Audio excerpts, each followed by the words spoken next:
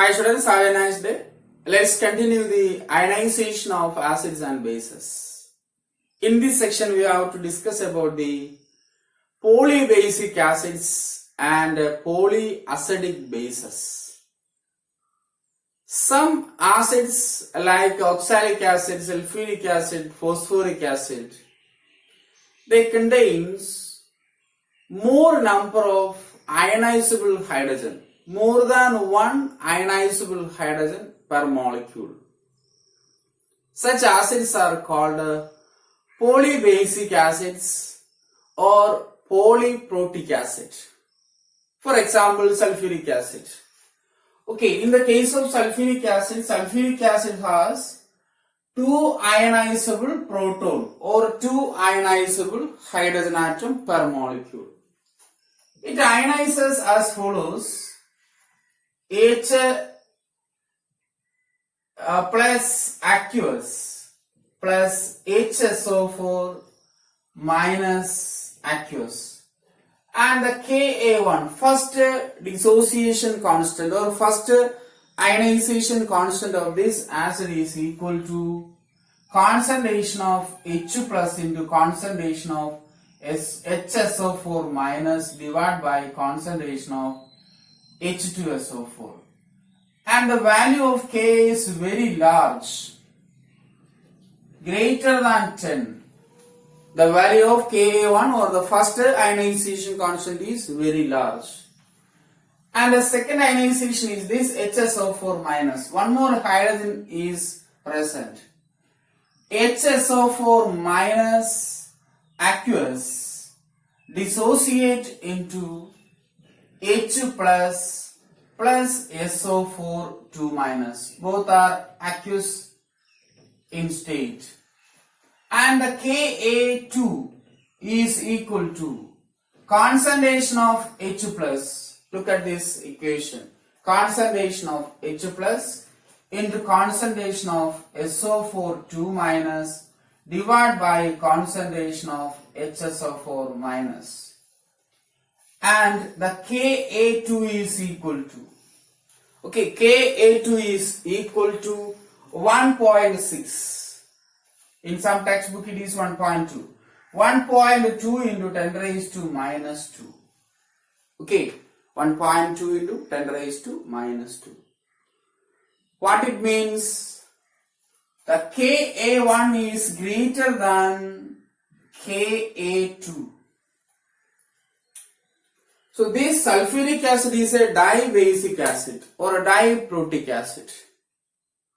Similarly, phosphoric acid, which contains 3 ionizable hydrogen. You try to write the ionization of H3PO4. One hydrogen ionizes, the Ka is Ka1. And the second hydrogen ionizes Ka2. And the third hydrogen ionizes, it is Ka3. And the values are 7.5 into 10 raised to minus 3, 6.2 into 10 raised to minus 8, and the third ionization constant is 4.2 into 10 raised to minus 30. Here also we can understand that Ka1 is greater than Ka2 is greater than Ka3. The first ionization is more in the case of sulfuric acid as well as in the case of phosphoric acid. And phosphoric acid is a tribasic acid. You understand that. HCl. You know HCl. HCl which contains only one hydrogen. So it is a monobasic acid. Okay, monobasic acid. HNO3, monobasic acid. Acetic acid, monobasic acid. And remember that the acid which contains more than one ionizable hydrogen per molecule is called polybasic acids or polyprotic acid. Example, sulfuric acid, oxalic acid, phosphoric acid, like that. Okay. So you collect more examples. So like acids, there are bases which contains more than one hydroxyl ion. Okay. More than one hydroxyl ion. Such bases are called polyacidic bases. In the case of acids, we can say that polybasic acid. In the case of bases, it is polyacidic bases. For example, calcium hydroxide, which contains two ionizable OH, or which contains two hydroxyl group. AlOH thrice, which contains three OH group. FeOH thrice, which also contains three hydroxyl group or OH minus ions. Here the constants are known as Kb1 because it is base. For base it is Kb1, then Kb2. For these two cases, Kb1, Kb2, Kb3. Okay, so these bases are called polyacidic bases. Are you clear? Yes. Next we have to discuss the strength of acid. Factors affecting the strength of acid. Two factors affecting the strength of the acid. One factor is the strength of HA bond, and the second factor is the polarity of HA bond. So some acids ionizes in large extent and some other acids ionizes in small extent. The strength of the acid is explained in terms of Ka values. Also the strength of the base is explained in the Kb values. Higher the Ka value, stronger the acid. Already we discussed. Okay, so strength of acids. Strength of acids. Then higher the Ka value, a stronger acid. Greater the Ka value, stronger the acid. Similarly, greater the Kb value, stronger the base. We already discussed. Stronger the acids, stronger the bases. Okay. So similarly, we can understand that lesser the value of pKa, stronger the acid, stronger acid. Lesser the value of pKb, stronger base. You study these two. It's a very important concept. Higher the Ka value, stronger acid. But negative logarithm of Ka value is pKa, as like the pH. pH is negative logarithm of concentration of H+. So pKa is negative log of Ka value. If it is smaller, the acid will be stronger. Similarly, pKb. Okay, pKb, lower the pKa values or smaller the pKb values, the bases are stronger. So back into the topic, strengths of acids. Okay, the factors affecting the strength of the acid. First factor, we consider weak acids, HA. Okay, consider the acid HA. The bond HA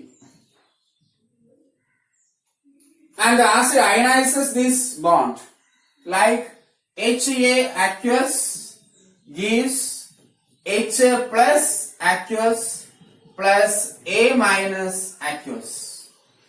Here is two factors which are affecting the strength of the acid. The first factor is strength of HA bond, and the second factor is polarizability, polarity of HA bond. Very simple concept. In the group, the strength of the acids which is determined by or which depends the strength of the HA bond. Bond strength decreases, acidic strength increases. A very simple concept. Okay, when the bond strength of HA bond decreases, acid strength increases. Let's take one example. In the group 17, the acids are HF, HCl, HBr, HI. So the bonds are HF bond, HCl bond, HBr bond, HI bond. When the size of the halogen increases, the bond length increases. As you know that we studied in the 3rd chapter. When the size increases, bond length increases. What happens to bond length increases? Bond enthalpy or bond strength decreases. Okay, when the size of the atom increases, bond length increases and the strength of the bond decreases. That means bond enthalpy decreases. When HA bond strength decreases, okay, the HA bond strength decreases, the acidity increases. So what is the order of acidity? The order of acidity is HF is less than, HCl less than, HBr less than HF. Sorry, HI. But usually the students think that HF is a powerful acid because fluorine is more electronegative. But experimentally prove that HI is highly acidic in halogen acids. The strength of the HI acidic character, which is explained by the strength of HA bond, the strength of the hydrogen-halogen bond. HI, the bond length is large because iodine is a bigger size. So in the group, the size of the atom which decides the acid strength. When size increases from top to bottom, the bond strength decreases and hence acidic character, bond enthalpy decreases, acidic strength, acidic character increases. Okay, so in the group, the conclusion is in the group, bond strength decreases, acidic strength increases. Okay, that's the conclusion. Similarly, in group 16, H2O and H2S. By the discussion, we understand that size of the atom increases, bond strength decreases, acidity increases. Here H2S is more acidic than H2O. Okay, why? In H2O, two bonds are there, HOH bond. In H2S, again two bonds, HS, H bond. But the bond strength is more. Here the HS bond is weak. When the HS bond is weak, it ionizes very fastly. So H to S is more acidic than H2O. Okay. So that is the acidic strength in the group. But in the period, in the row, the polarizability is the factor. Okay. In the row, the acidic character is decided by the polarizability or polarity of HA bond. Let's consider CH4, methane, contains 4 hydrogen. Next is NH3, then H2O, then HF. Okay, similarly you can write that HiH4, PH3, H2S, HCl. In this, methane is weak acid than ammonia is weak acid than H2O is weak acid than HF. Here the polarity of hydrogen acid bond, okay, HA bond, not hydrogen acid bond, HA bond in acid, okay, which is increases from left to right. Here electronegativity is the factor to increase the polarizability, to increase the polarity. Clear? Yes. So nitrogen is more electronegative than carbon, oxygen is more electronegative than nitrogen, fluorine is more electronegative than oxygen. Here silicon, phosphorus, sulfur, chlorine. HCl is more acidic than H2S because chlorine is more electronegative than sulfur. Sulfur, the electronegativity is 2.4, chlorine is 3. Here oxygen is electronegative 3.5 value, fluorine is 4. So in the period, in the row, the acidic strength is determined by the polarity of HA bond, which is decided by the electronegativity of the atom. Electronegativity increases, acidity increases in the period or in the row. Okay, so that's about the factors affecting the strength of the acid. Next is common ion effect. A very simple concept. Let's consider a weak acid, acetic acid. Acetic acid dissociate into CH3COOH dissociate into H plus aqueous or H3O plus. You can write anyone. CH3COO minus. Since it is a weak acid, the equilibrium is established between H plus ion and acetate ion with the unionized state CH3COH. As you know that weak electrolytes establish ionic equilibrium. So here acetic acid is a weak acid which ionizes H plus aqueous or H3O plus CH3CO minus. When we add one electrolyte which is strong electrolyte contains a common ion. For example, here we add a sodium acetate ion. Okay, so here sodium acetate added, what happens? Na plus aqueous plus CH3CO minus. Remember that strong electrolytes are completely ionized. As earlier I put a equilibrium, it's not correct. Strong electrolyte ionizes completely.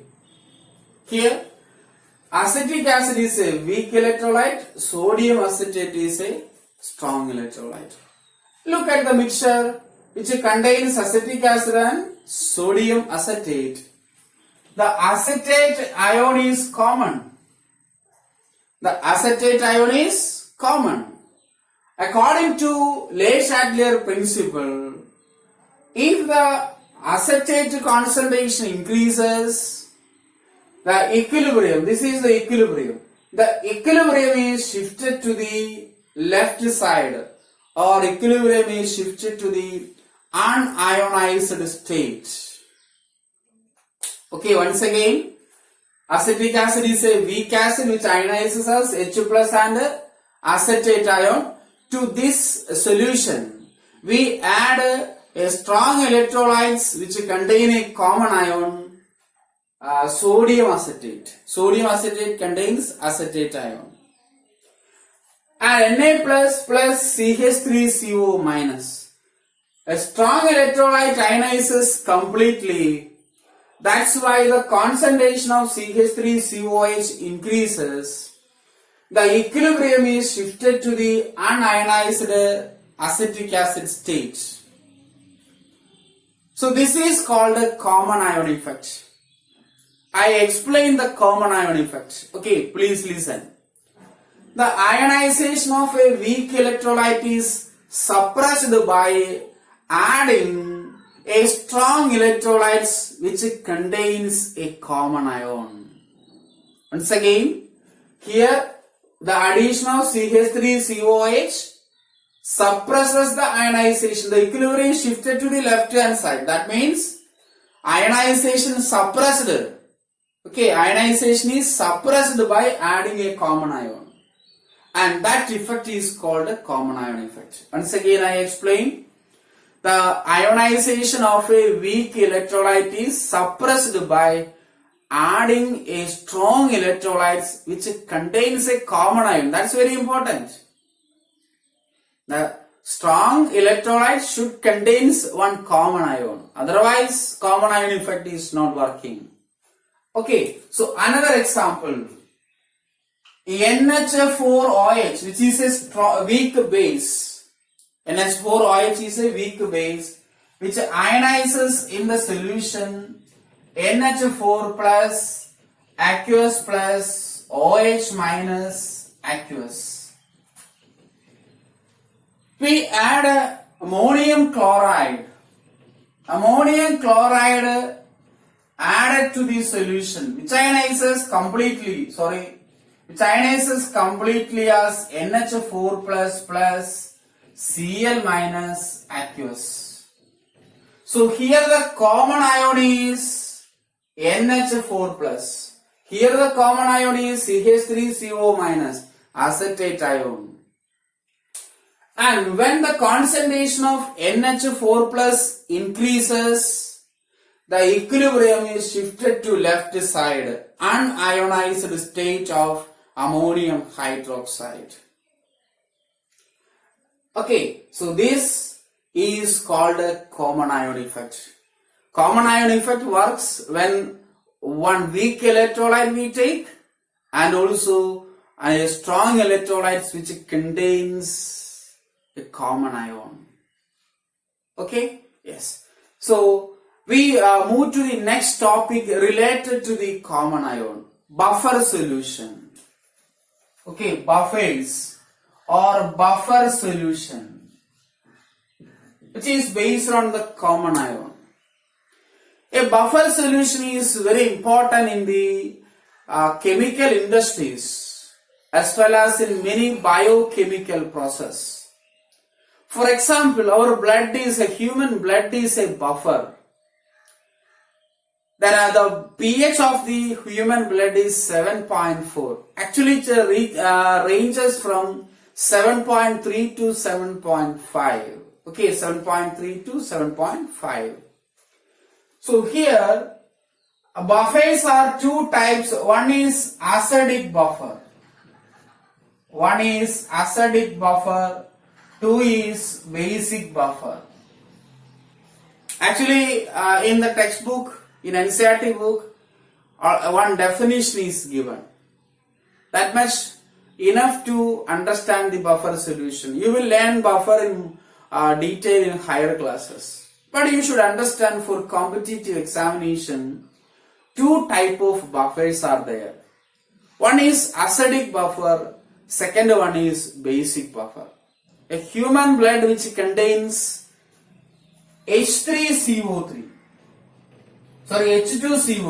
not H3, H2CO3 and Na2CO3. Okay, which is an acidic buffer, but the pH is ranges 7.3 to 7.5.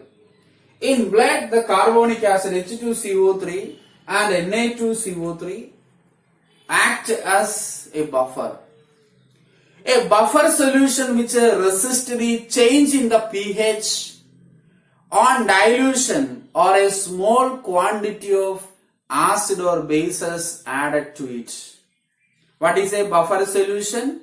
A buffer solution which resists the change in the pH on dilution or small quantity of acid or bases added to it. If you add a large quantity of acid or base, the buffer range breaks, the buffer doesn't work. Okay, once again, I explain what is buffer.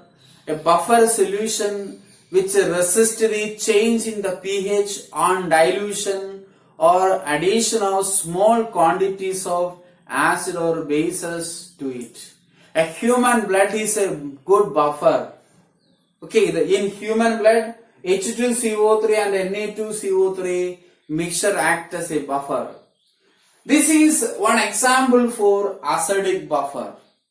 Okay, you understand that? This is one of the best example for acidic buffer.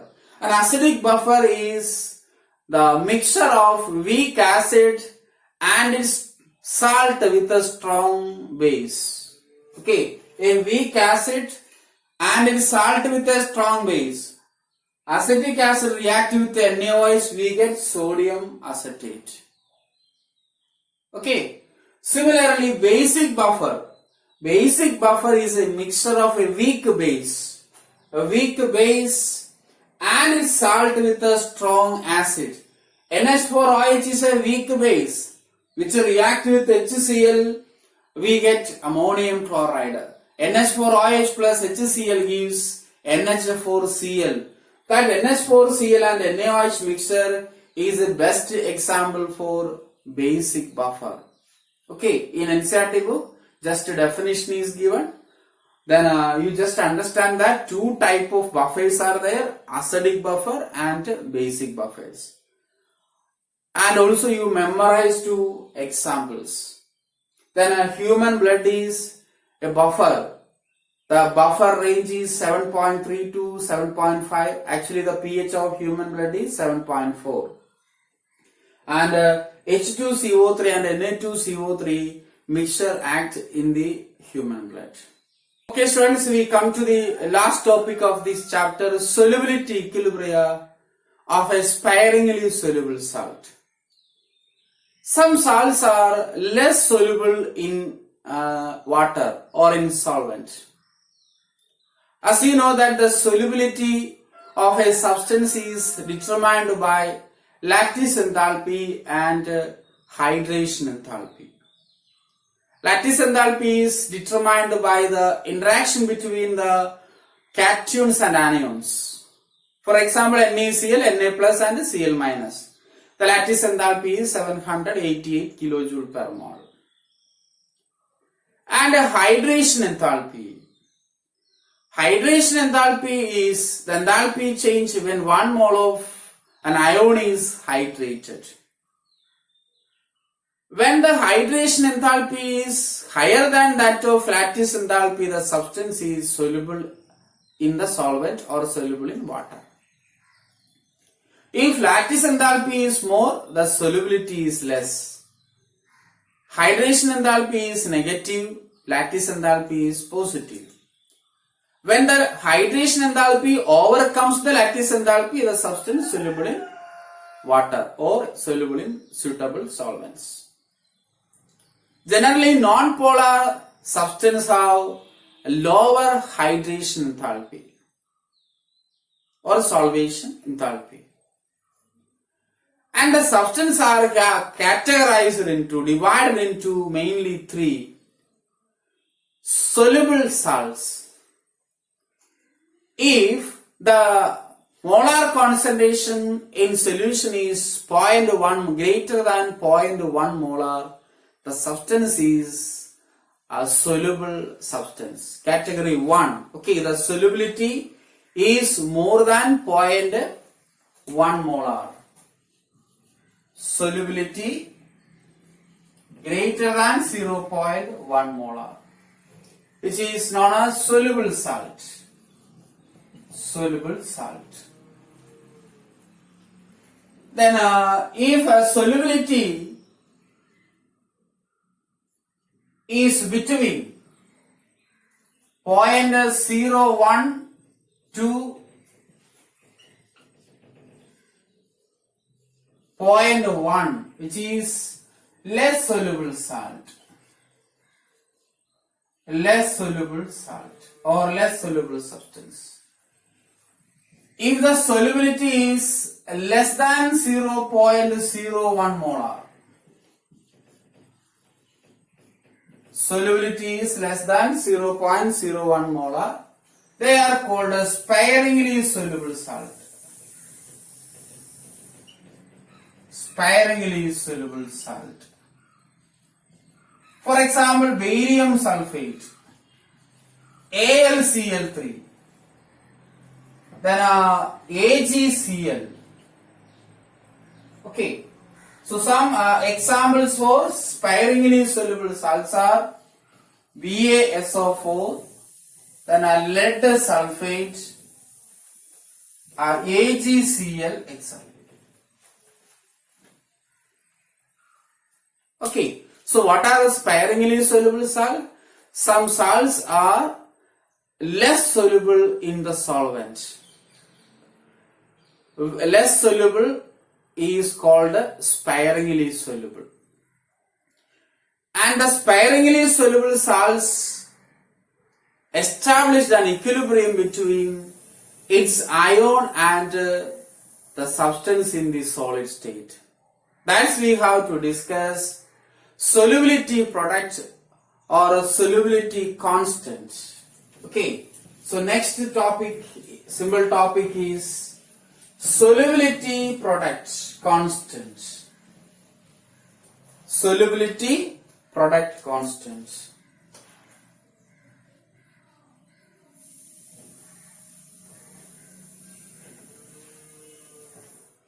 It is known as KSP. KSP. Let's consider one example, AgCl. AgCl solid in saturated solution.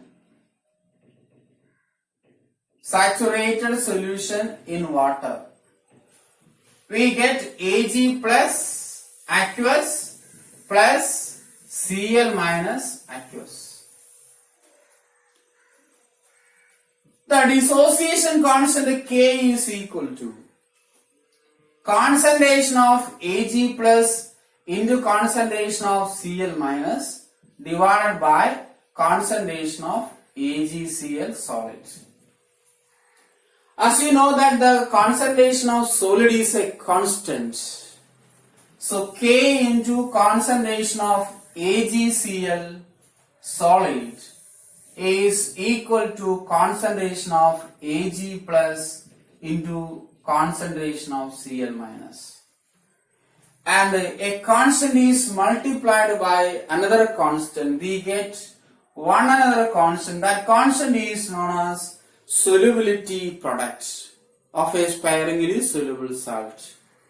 So here concentration of Ag plus into concentration of Cl minus.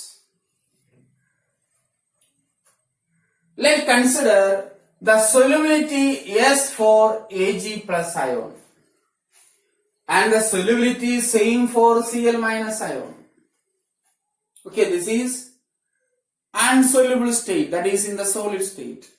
Let's take solubility is S for Ag plus and same for Cl minus, because one AgCl produces one Ag plus and one Cl minus.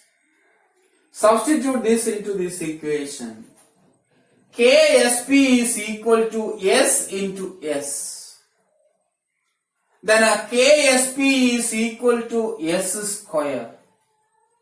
What is solubility S? S is equal to square root of KSP. For AB type salt, understand that.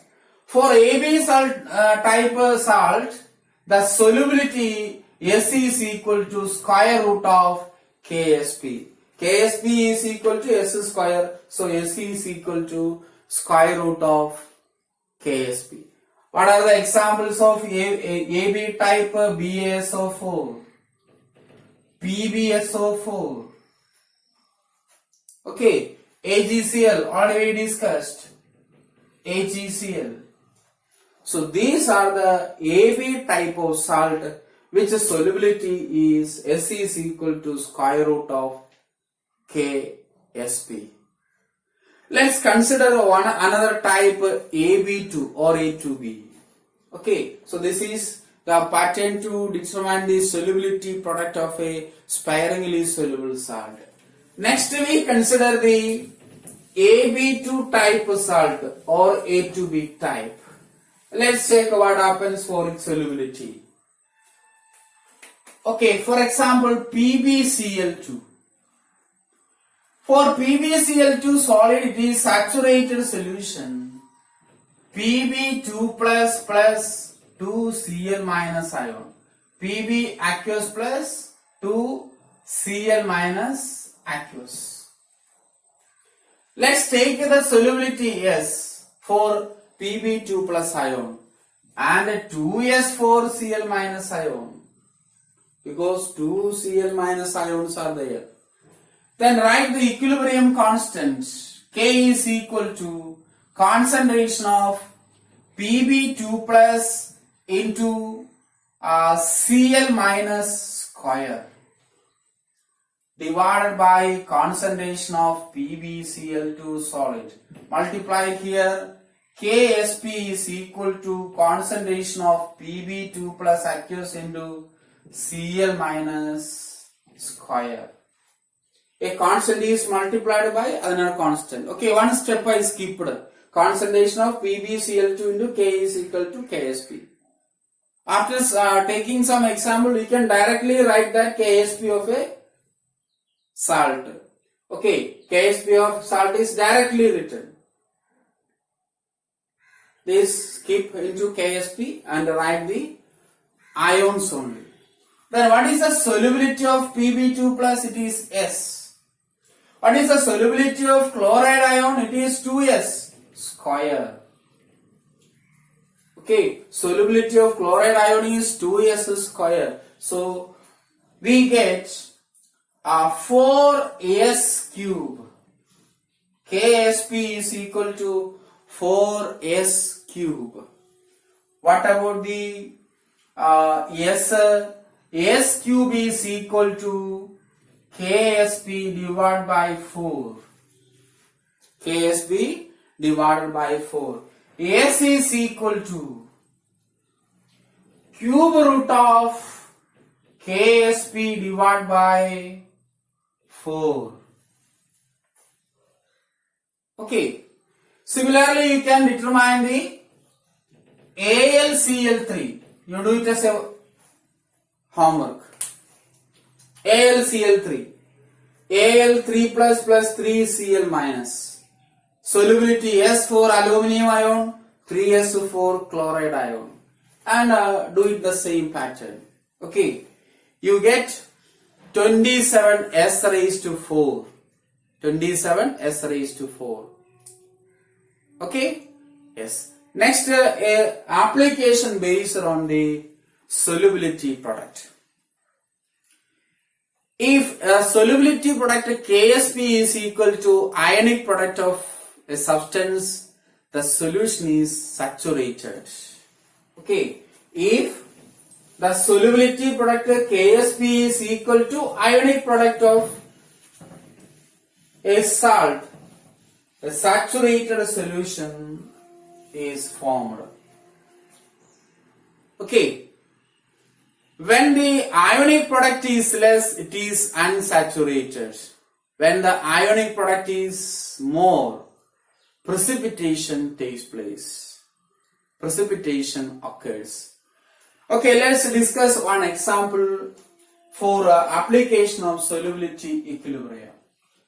NaCl saturated solution. NaCl saturated solution.